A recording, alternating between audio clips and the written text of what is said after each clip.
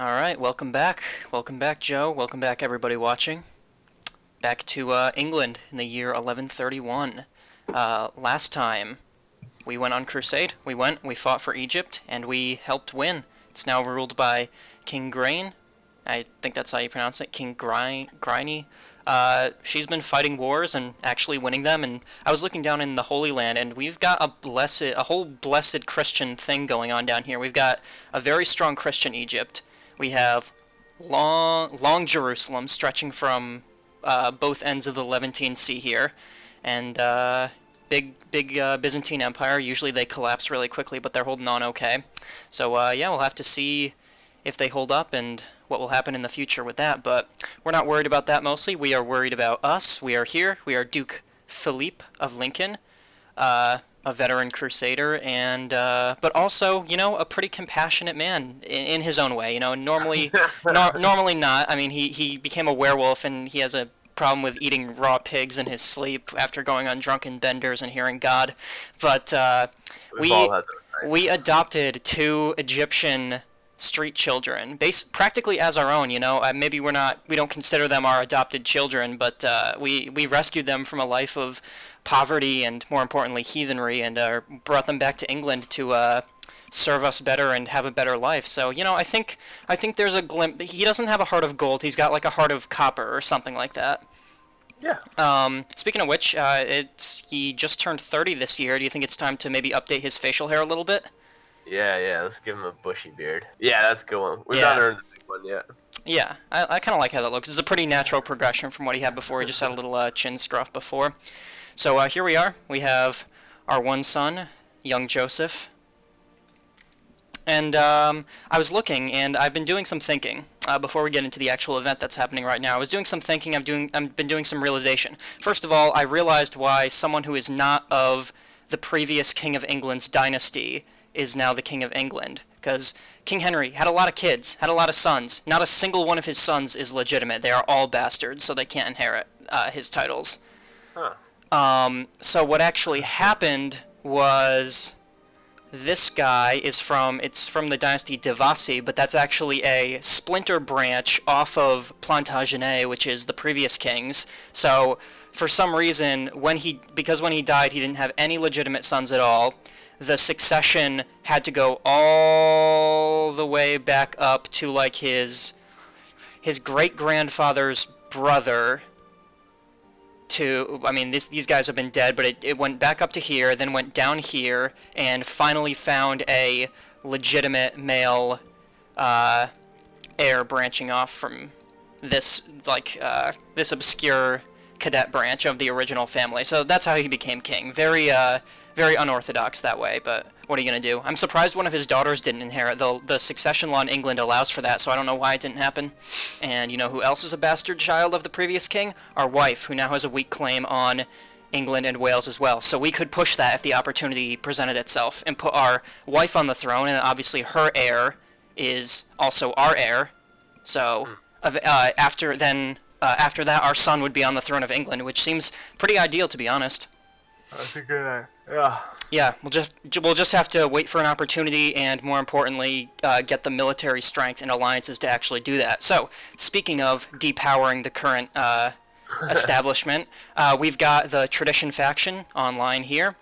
We stepped down after realizing that we cannot win over their hearts and minds with our, it says 0 diplomacy, but if we could go below 0, it would actually be -2 or -3. So we're bad at talking to people and making them like us. But a better guy, Duke Walter, who I believe is the strongest current vassal in the realm under the new king, he stands before us and proposes that King Walter, it's kind of funny that this guy's Duke Walter, and then he's proposing against King Walter, should surrender one of his titles, and after much discussion it is decided that the earldom of Lancaster should be granted to Duke Brian. If King Walter refuses, it will mean civil war. So this is Duke Brian. He doesn't like us because I guess he didn't like the fact that we asked for money when we were leading the faction, so he's going to hate us for 10 years, but after that he's going to be chill with us.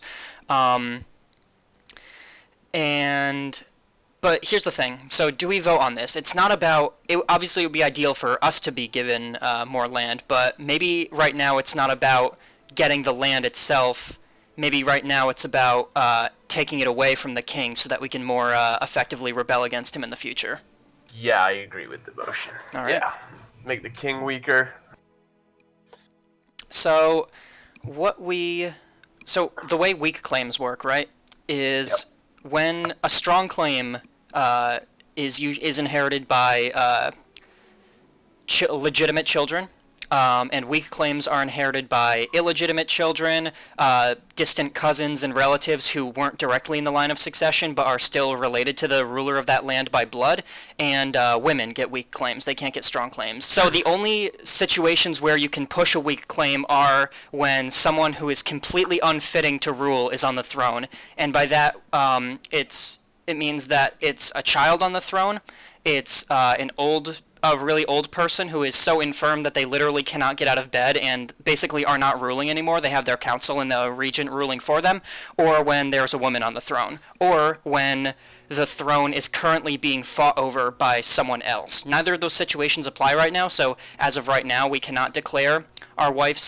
push our wife's claim. Worst case scenario, if we don't do it within Duke Philippe's lifetime, this claim will be inherited by Joseph when Alice dies. So if we're playing as Joseph, we'll eventually get it when our mother dies. So we don't have to worry about pushing it too quickly. It will fade away over time, but not within one generation. Clearly, King Walter saw the wisdom in our demand. He's also fighting his own war. He's fighting the Pope right now too, so he's kind of focused on that.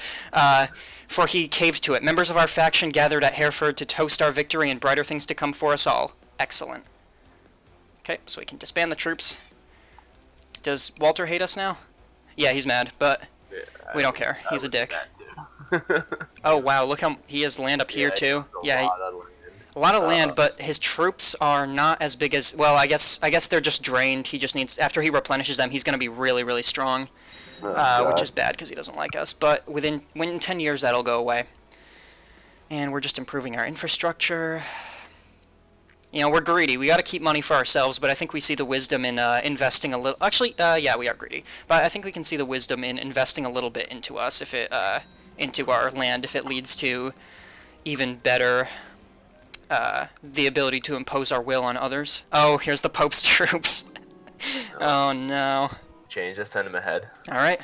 That's our thing. It's our favorite gift, yeah. Despite all the care that I put into preparing his gift, Duke Walter claimed that he would have preferred if I limited myself to a simple letter wishing him good health. Why would I ever do that? It's the heads. Alright, so one of our street urchins, Ali, who has not converted to Christianity yet, but he is refusing to accept English culture. He has grown up. And so we were going to turn him into a spy, right? Yes. Okay.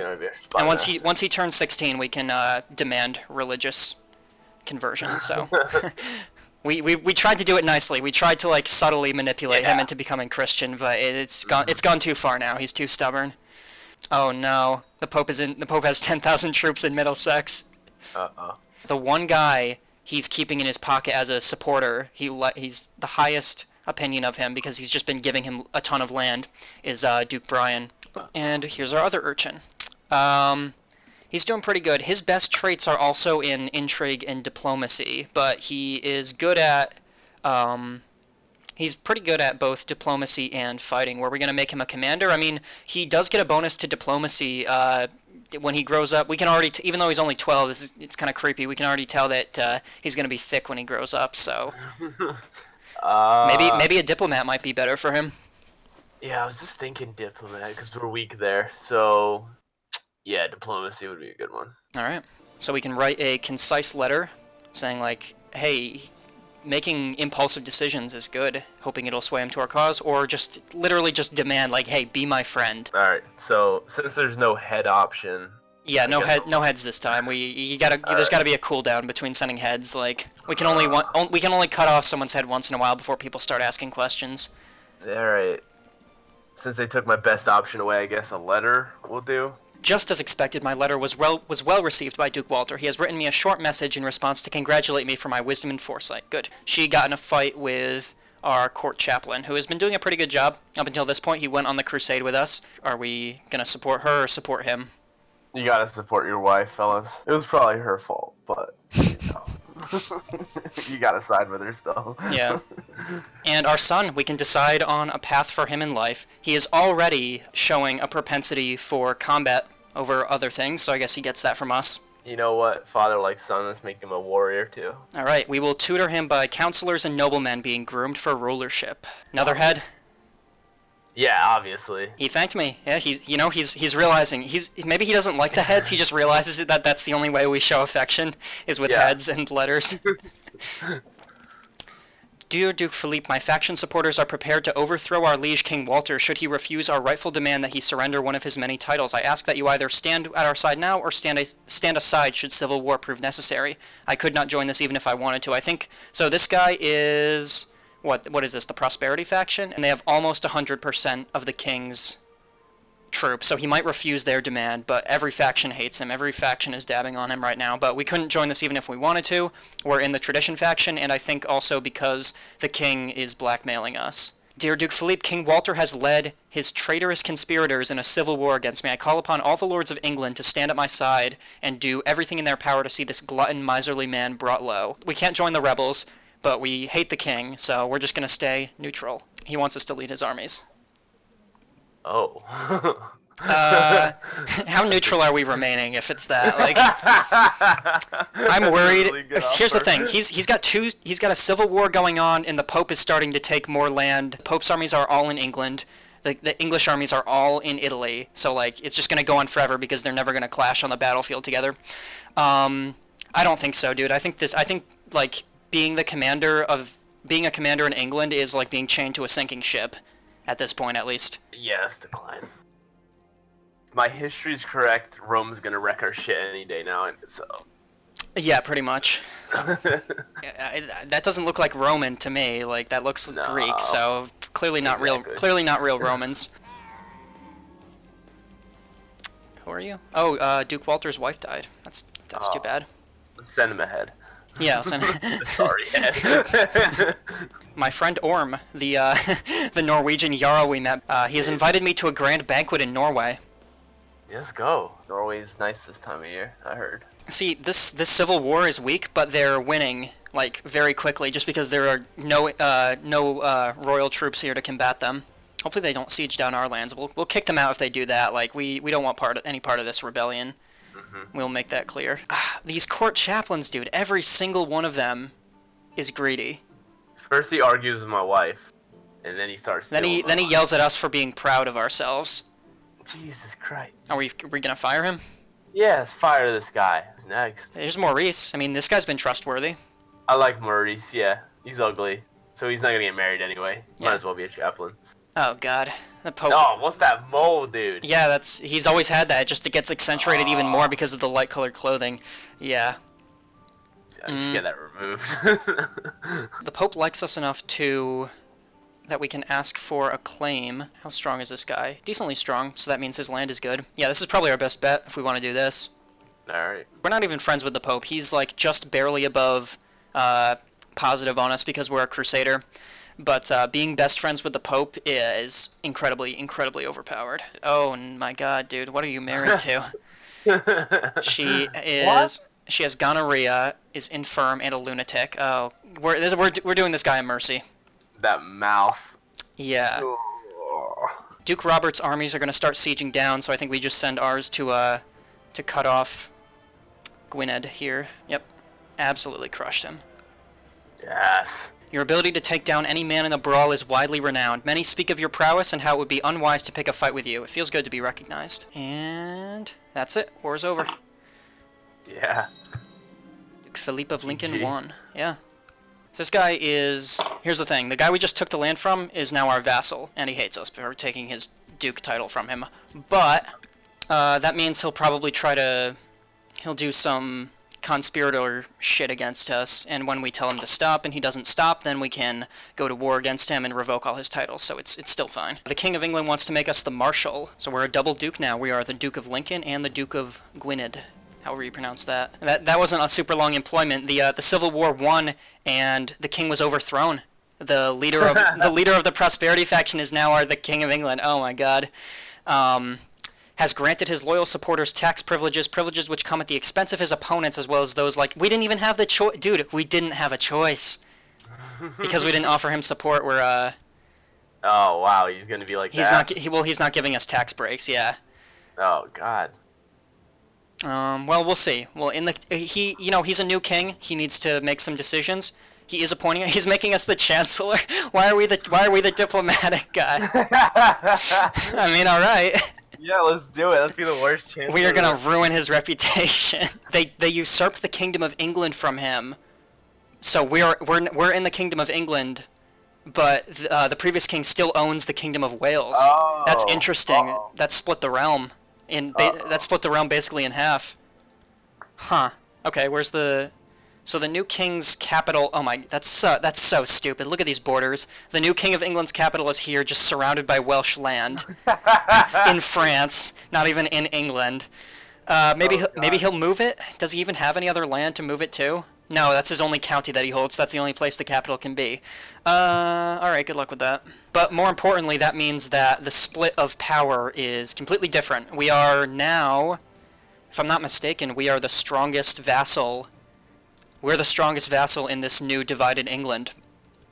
Huh. So really Okay. what happens now in England is kind of up to us. We hold more power than anyone else. His heir is 4 years old right now. So if this king were to suffer, an unfortunate accident, let's say, a child would inherit, a child that is clearly unsuited to ruling, and with that we could push our claim if we made some alliances. Okay. So you want to do that? Let's do that. That All right. sounds good. So, huh. But he needs to have an accident first. Yeah. Are we gonna be... Plot to kill. Okay. If we get caught, this is just going to ruin our reputation. And his son is going to hate us, but his son's going to hate us anyway because we're overthrowing him.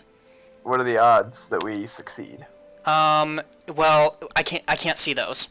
With the higher our plot power is, the quicker we'll be able to make attempts, but it doesn't affect the chance of succeeding. What I'm concerned about is that there's nobody... Well, let's scope it out right now. We're not committing to anything right now, but let's just see. Would anyone in his court help us? There's a couple guys that would offer a little bit of support, so it's possible. It would push it above, but the king, here's the thing. The king, if he catches us, all he's going to do is attempt to arrest us, and he doesn't have troops. He just straight up does not have troops, because he holds no land personally, and he's all the way in France, and his vassals don't like him, so his vassals aren't giving him as many troops as they normally would. So this is pretty safe. Okay. He's Alright, he's also 40 and basically having a heart attack from constant stress, so he might just keel over on his own. So let's do it. We'll bribe these guys to give us a little bit of help. It's only a small investment for potentially the payoff of all of England, so we'll do that. Oh, he got engaged to a 12-year-old. That's kind of weird. But normal, I guess.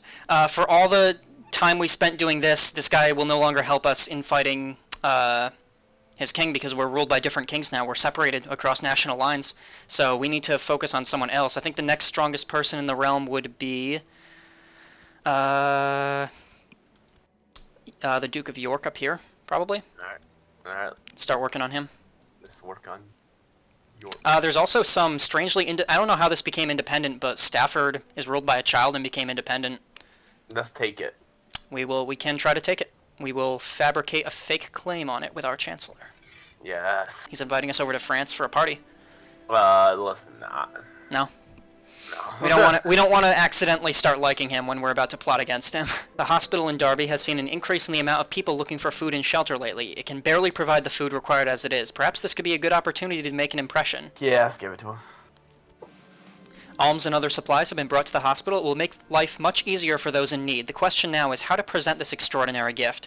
It is a gift from their duke. Gain some prestige. God made it possible. Gain some piety, and the bishops like us. The realm provided this offering. Our vassals will get a little bit of opinion to us, and we might get a 50-50 chance of getting gregarious, meaning we are more socially competent, or I am doing it for the people, which will just generally make everyone like us a small amount. The realm. Yeah, let's make everyone like us. Alright, plot is progressing pretty well. Duke Simon joined. The Duke of Essex joined as well, so we got some powerful people helping us. This is gonna happen. Probably, yeah. We will ask the Duke of York to spend some... Here's the thing. inviting people to spend time with us generally tends to not work out. Maybe our correspondence is better done over letters and with heads rather than this. Maybe this isn't the best choice because every time we've done this, it's backfired. Yeah, let's not do it then. Okay, the time is not right.